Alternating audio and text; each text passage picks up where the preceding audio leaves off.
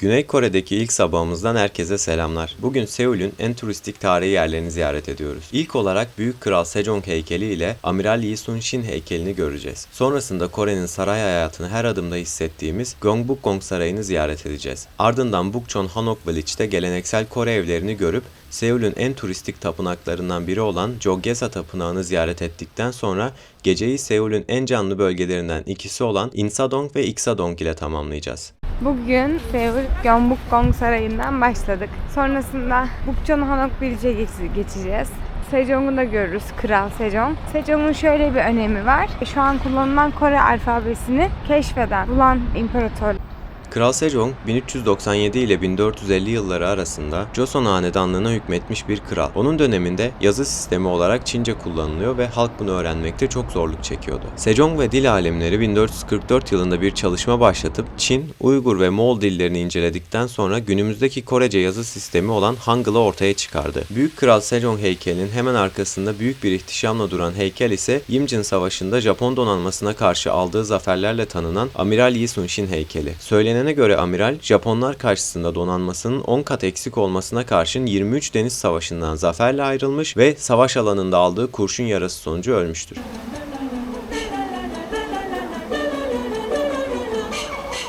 Gyeongbokgung Sarayı'nın oradan heykellerin karşısında arka sokakta KB Bank var. Burada bir döviz bozma işlemi yaptık. Yani havaalanından da merkezden de daha uygun fiyat verdiler. Hem de güvenli bir şekilde pasaportunuzla birlikte burada döviz işlemi yapabiliyorsunuz.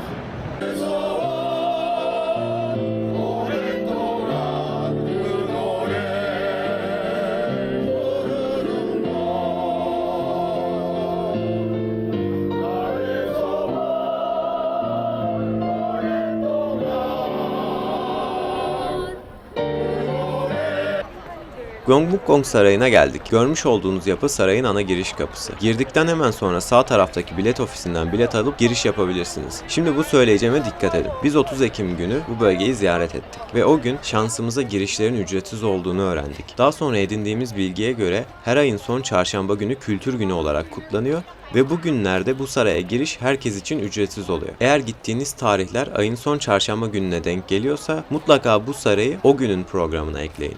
Öncelikle eminim ki ilk sorduğunuz soru çevredeki bu geleneksel kıyafetli insanların sayısının neden bu kadar çok olduğu olacak. Buradan bahsetmeden önce hemen bu konuya bir açıklık getireyim. Bu kıyafetlere hanbok deniyor ve bunlar Kore geleneksel kıyafetleri. Saray girişleri ücretli demiştik. Eğer saraya girmeden dışarıdaki hanbok kiralama dükkanlarından bir hanbok kiralayıp buraya girerseniz girişiniz ücretsiz olacak. Fakat unutmayın ki kıyafet giymek ve onu geri götürüp teslim etmek oldukça zamanınızı harcamanıza sebep olacak. Biz kısa zamanda maksimum yer görmek üzerine program yaptığımız için kiralama yapmadık. Ama bu ruhu sarayın içinde yaşamak muhteşem bir fikir. Fotoğraf çekilmeyi seviyorsanız şiddetle tavsiye ederim. Gelelim sarayın hikayesine. Gyeongbokgung Sarayı 1395 yılında inşa ettiriliyor. Imjin Savaşı'nda yangında zarar gören binalar yok oluyor ve 200 yıl boyunca terk edilmiş olarak varlığını sürdürüyor. 19. yüzyılda sarayın 7700 odası restore ettirilip tekrar ayağa kaldırılıyor. Bu restorasyon yaklaşık 500 yapı ve 40 hektarlık bir alanı kapsıyor. 20. yüzyıl başlarında Japon işgali sırasında tekrar tahribata uğrasa da 1963'te kültürel mülk olarak belirleniyor ve 1990'dan bu yana orijinal halini korumaya çalışarak onarım çalışmaları devam ediyor. Aynı zamanda içeride Ulusal Saray Müzesi ve Ulusal Halk Müzesi de var. Tipik Kore saray mimarisinde olup oldukça büyüleyici yapıları barındırıyor. Saray duvarları içinde kral ve devlet görevlileri için ofislerin olduğu dış avlu, kraliyet ailesi için yaşam alanları ve boş zaman bahçelerini içeren iç avlular var. Ayrıca daha önceden arazi içinde kraliçe ve veliaht prensinin ikamet ettiği büyük ve küçük diğer saraylar da mevcut. İçeride en az 2 saate ihtiyacınız olacak. Fotoğraf çekmeyi sevenler için muhteşem bir yer. İçeriden Tourist Information bölümünden bir harita edinerek gezmenizi tavsiye ederim. Aksi takdirde saray çok büyük olduğu için bazı yerleri görmeden yanından geçme olasılığınız çok yüksek. Saray labirent gibi bir yapıya sahip. İçerisi büyük ve yürüyüş süresi uzun olduğu için oldukça yorucu. Bu yüzden bir yerden sonra hep aynı şeyleri görmüşsünüz hissine kapılabilirsiniz. Ama pes etmeyin. Çünkü henüz gitmediğiniz yerlerde henüz en güzel manzaraları görmemiş olabilirsiniz.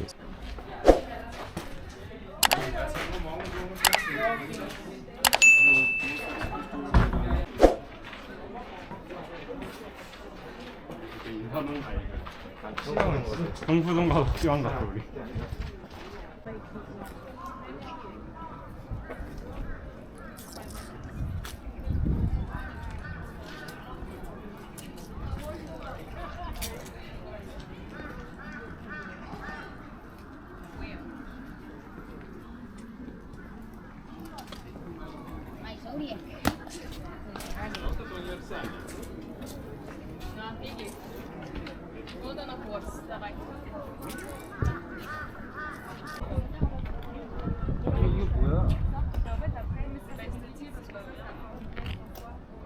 이게 우리나라에도 이런 게 있다는 게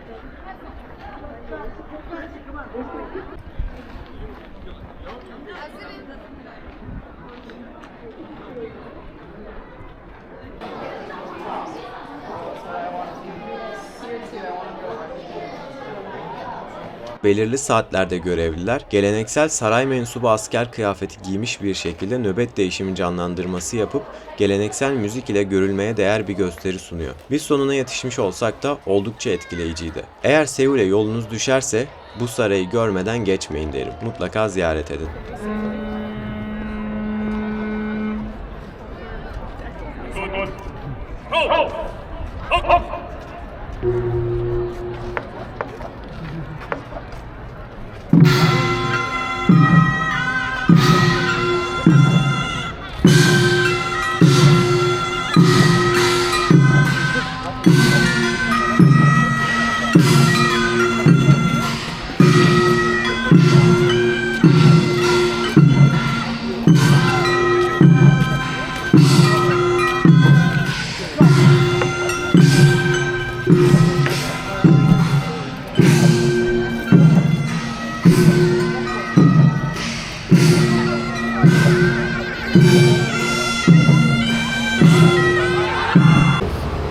Saraydan çıktıktan sonra bir sonraki durağımız olan Bukchon Hanok Village'a doğru yola çıktık. Saraydan buraya yürüyerek gitmek çok eğlenceli. Yol üzerinde güzel restoranlar ve güzel kafeler var. Saraydan buraya yürümek yaklaşık yarım saatinizi alacak.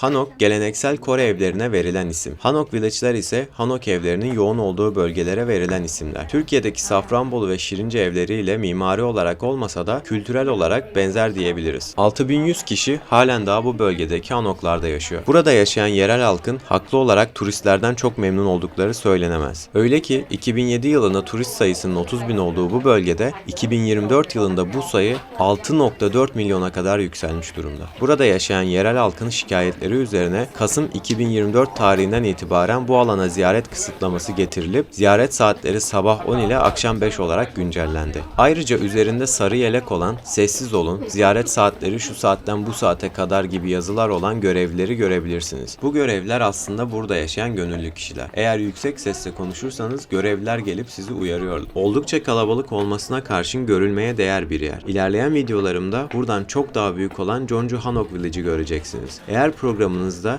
daha büyük bir Hanok Village yoksa burası görülmeye değer. Eğer zamanınız kısıtlıysa Jeonju gibi daha büyük bir Hanok Village ziyaret edecekseniz burayı pas geçseniz de bir şey kaybetmeyeceksiniz.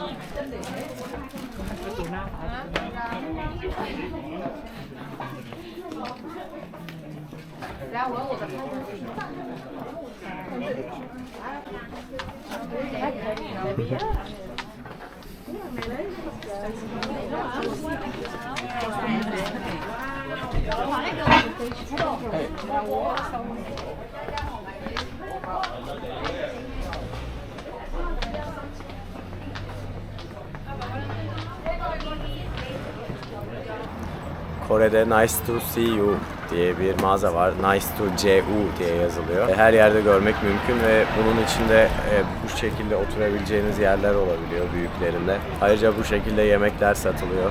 İçeride mikrodalga var, çay kahve var, alabileceğiniz yerler var. Eğer hızlı bir öğün yemek istiyorsanız bu şekilde değerlendirebilirsiniz. Biz de bir tane sandviç aldık.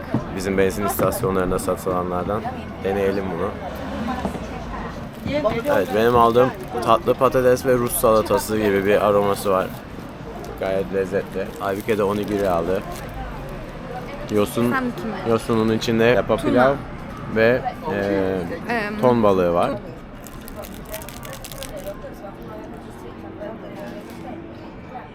Bu onigiriler bizim Türkiye'de de yavaş yavaş satışı artmaya başladı. Yine benzin istasyonlarında karşılaşabiliyoruz.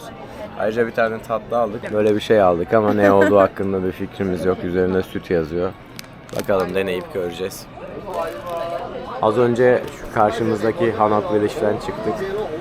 Burada hızlıca bir öğün atıştırıp kaldığımız yerden devam edeceğiz. Şimdi bu aldığımız tatlıyı deneyeceğiz.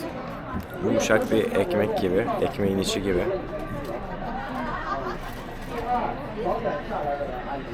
Nasıl? Ben beğendim. Soft bir tat. Çok yumuşacık. Evet. İçinde böyle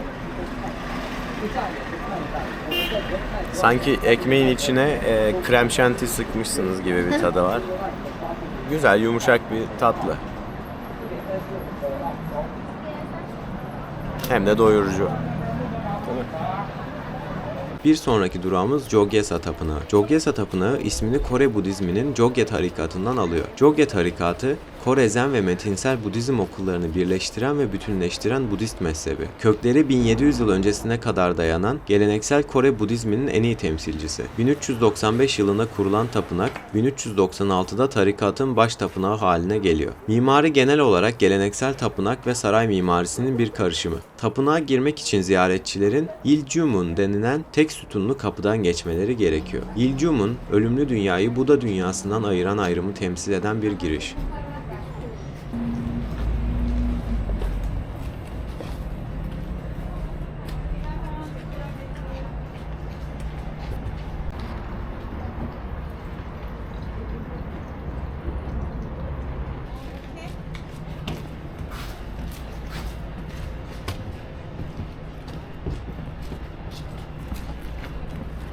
Tapınağın bahçesinde sizi 500 yıllık iki ağaç karşılıyor. Bir tanesi 10 metre yüksekliğinde, yakındaki bir bölgeye ismini veren Susongdong yani beyaz çam ağacı. Bu ağaç Joseon döneminde Çinli misyonerler tarafından getirilip buraya dikilmiş. Bir diğeri ise tapınağı yukarıdan seyreden 26 metre yüksekliğindeki Çin bilgin ağacı ya da diğer adıyla Japon pagodası. Jogyesa Tapınağı, Seul'ün en popüler kültürel caddelerinden biri olan Insadong'da, Gyeongbukgung Sarayı'na yakın. Bu tapınakta ziyaretçilerin tapınak hayatını deneyimleyebilecekleri Temple Stay programları da mevcut. Bu programlara kayıt olan kişiler bu tapınakta belirli bir süre rahip gibi yaşayıp oradaki işleri yapıp tapınak yemekleri yiyip Budist tarihini öğrenebiliyorlar. Bu tapınak Japon istilası sırasında Japonların Kore Budizmini bastırma çabalarına karşı direnişin bir sembolü olmuş. 1937'de Jogyesa Tapınağı'nın ana Buda salonunun inşasından sonra burası bir merkez karargahı haline gelmiş. Günümüzde Seul'ün en popüler tapınaklarından biri.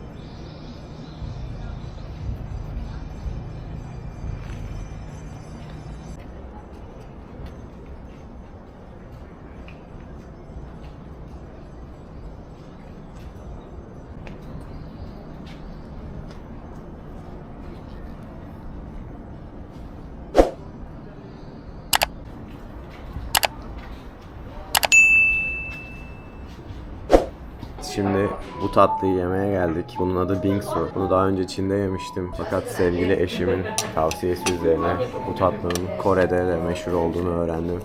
Ve Kore'ye gelirken en çok yemek istediğim tatlı buydu. Şu şekilde göstereyim bunun ne olduğunu. Altında şu şekilde bir kar rendesi diyebiliriz. Bizdeki kar şerbeti gibi.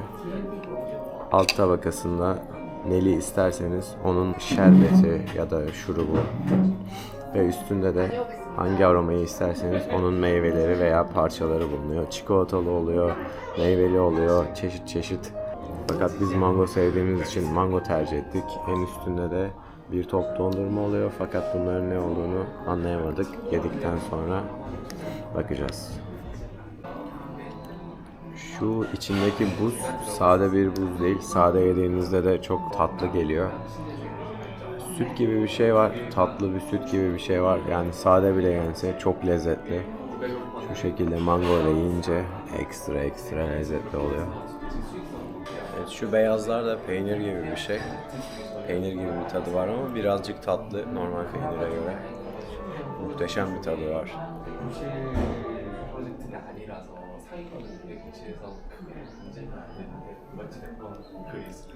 Gerçekten çok güzel. Dünyada en sevdiğim tatlı bu olabilir. Şu an çok meşhur bir cadde olan Insedong'a geldik. Bu caddede incik boncuklar, kıyafetler, hediyelik eşyalar, bu tarz şeyler satılıyor. Kafeler. Burayı bir ziyaret edeceğiz. Bakalım neler bulacağız. Birazcık para harcayacağız. Güzel bir şey olursa göstermeye çalışırız. Insadong'u daha çok İstanbul'daki İstiklal Caddesi veya İzmir'deki Kıbrıs Şehitleri Caddesi'ne benzetebiliriz. Burada alışveriş yapabileceğiniz yerler, incik, boncuk, kıyafet, restoran, kafe gibi yerler mevcut.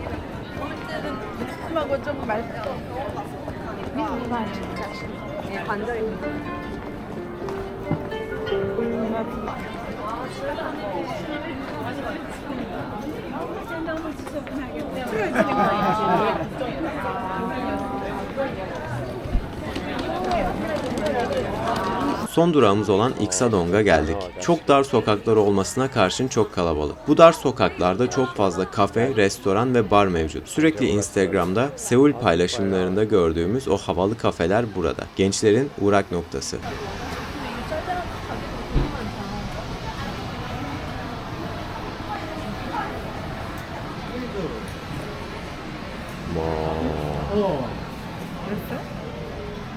Keki yemediğin için pişman mısın?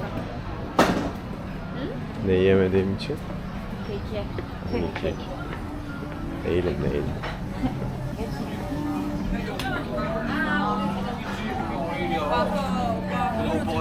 일로 갈까 봐 30분 거기 오래.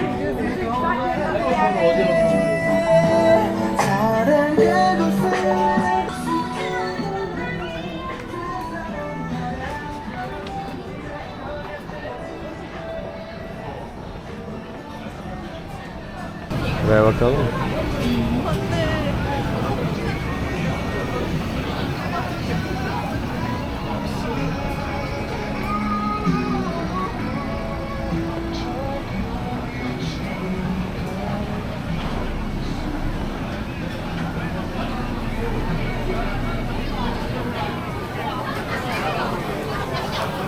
Böyle bir şey de yapalım başka bir böyle çok.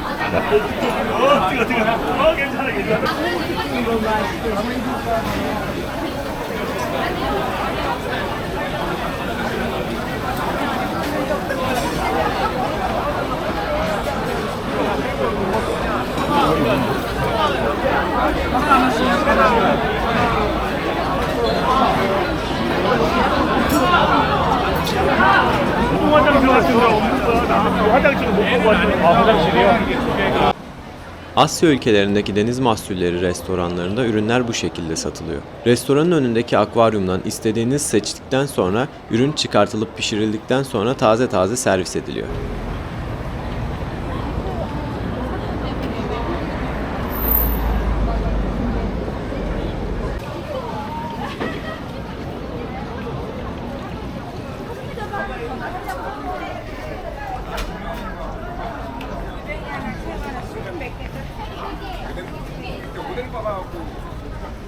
Dünkü amcalardan mı?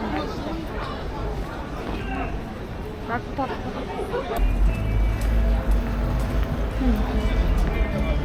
Hello. 안녕하세요. Ormayo. Ya da var ya samçalanıyor. Olmadı bir Para çıkmam lazım.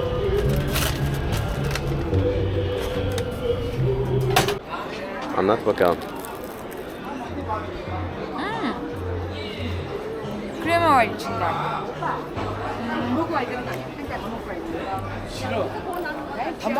Pastacı kreması gibi. Güzel.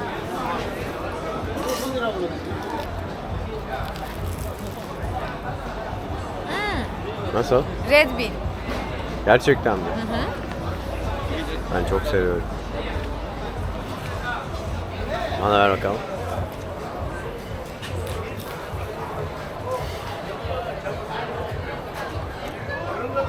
Asya tadı.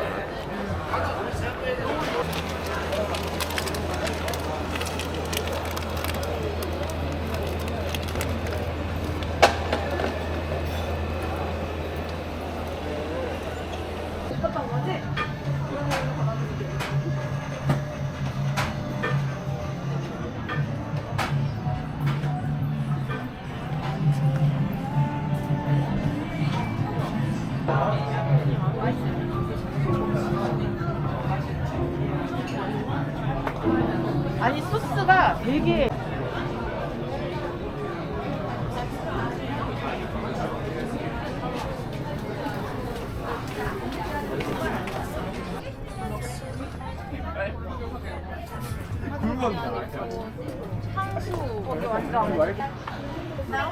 Günün sonunda Korelilerin deyimiyle çimek yapalım dedik.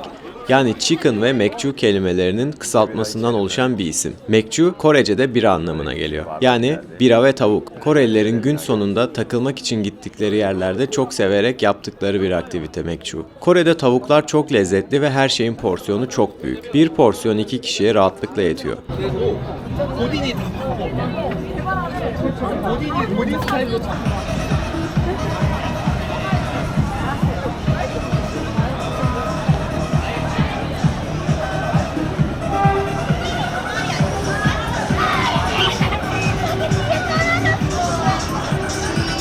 Kore'deki ikinci günümüzün sonuna geldik. 10 günlük Kore seyahatimizin diğer videolarını da izlemek için takipte kalmayı ve videoyu beğenmeyi unutmayın. İzlediğiniz için teşekkür ederim. Şimdilik görüşmek üzere.